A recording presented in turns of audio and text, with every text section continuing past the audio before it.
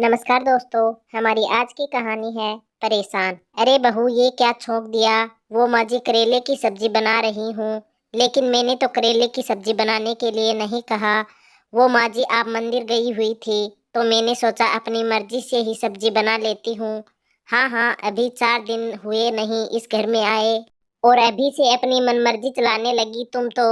एक हमारा जमाना था अपनी सास से बगैर पूछे कभी चाय भी नहीं बनाई। सुमन जी का पारा 7वें आसमान पर था। सुनैना की शादी को अभी 1 महीना ही हुआ था। धीरे धीरे उसने घर के काम की जिम्मेदारी अपने ऊपर लेनी शुरू कर दी, क्योंकि घर का काम तो घर की बहू को करना पड़ता है।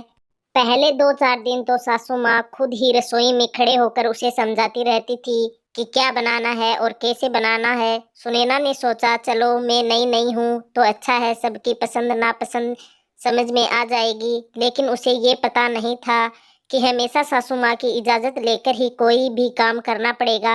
मायके में तो भाभी खुद ही रोज खाना बनाती थी। मम्मी ने तो उन्हें कभी नहीं बताया कि क्या बनाए क्या नहीं। दूसरे दिन बर्तन धोने की साबुन का डब्बा खाली देखकर नाराज होने लगी। 15 दिन पहले ही बर्तन धोने की साबुन रखी थी, इतनी जल्दी खत्म कर दी तुमने। अब माँ जी दिन भर इतने बर्तन होते हैं धोने के लिए, तो साबुन तो लगेगा ही न। लेकिन सासू माँ को उससे भी शिकायत है। एक दिन सुनैना की सास अपनी बहन से फोन पर बात कर रही थी, तो सुनैना ने उन दोनों की बात सुन ली।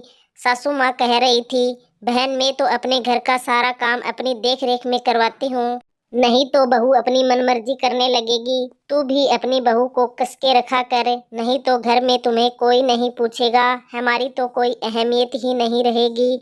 इसलिए बहू पर थोड़ी लगाम लगानी जरूरी होती है। अब धीरे धीरे सुनैना को समझ आने लगा था कि सासू माँ को हर काम अपनी मर्जी से करवाने की आदत क्यों है। उसने मन ही मन कहा चलो सासू माँ की ये इच्छा भी पूरी कर देते हैं। अगले दिन सुबह उठते ही सुनैना ने सासू माँ से पूछा, सासू माँ चाय बना लूं क्या। हाँ बना लो, सासू माँ ने कहा। चीनी कितनी डालूं। 1 चम्मच। थोड़ी देर बाद माँ जी नाश्ते में क्या बनाना है। आलू की सब्जी और पराठे बना ले। सासू माँ खुश हो रही थी कि बहू आज तो सारे काम पूछ पूछ के कर रही है। वो पूजा करके बैठने ही वाली थी कि सुनैना ने फिर आवाज लगाई, माँ जी कितने आलू की सब्जी बनानी है। अब बहू इतना पूछ रही है तो सासू माँ भला कैसे न बताए। उन्हें रसोई में जाना ही पड़ा। सारी चीजें बताकर जैसे ही बैठने लगी, सुनैना ने फिर आवाज लगाई, माँ जी जरा बर्तन धो दीजिए, मुझे तो अंदाजा ही नहीं है। उन्हें मजबूरन फिर उठना पड़ा। दोपहर को जैसे ही सासू माँ आराम करने के लिए लेटी और अपनी बहू सुनैना को आवाज लगाई, जरा बहू पीने के लिए 1 गिलास पानी लाना। तभी सुनैना कमरे में प्रवेश करती है और सास से कहती है, माँ जी पानी गर्म लाऊं या ठंडा।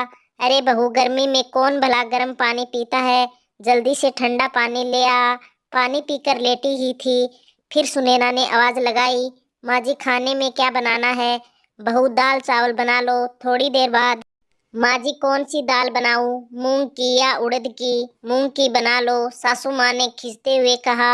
आज तो नए ढंग से पूजा कर पाई। सुनैना मन ही मन मुस्कुरा रही थी, लेकिन साथ ही उसे सासू माँ को इस तरह से परेशान करना अच्छा नहीं लग रहा था। अब तो पानी सर के ऊपर हो गया। शाम को फिर वही शुरू हो गया। माँ जी खाने में क्या बनाना है, सब्जी में कौन कौन से मसाले डालने हैं, दूध गर्म दूं या ठंडा। सासू माँ ने जोर से चिल्लाते हुए कहा, बहू अब मुझसे मत पूछना। न सुबह से थोड़ी देर आराम से बैठने दिया, न टीवी देखने दिया, और तो और भगवान का नाम भी शांति से नहीं ले पाई। लेकिन माँ जी आपने ही कहा था कि मुझसे पूछे बिना कोई काम मत करना। हाँ कहा था, तो क्या सारा दिन मेरी चक्री बनाओगी। जो जैसे बनाना है बना लो, बस समय पर सारा काम हो जाना चाहिए। सुनैना मुस्कुराते हुए रसोई में चली गई। तो दोस्तों, हमारी आज की कहानी कैसी लगी। अगर कहानी पसंद आई है तो लाइक कमेंट शेयर और चैनल को सब्सक्राइब जरूर कर लीजिएगा।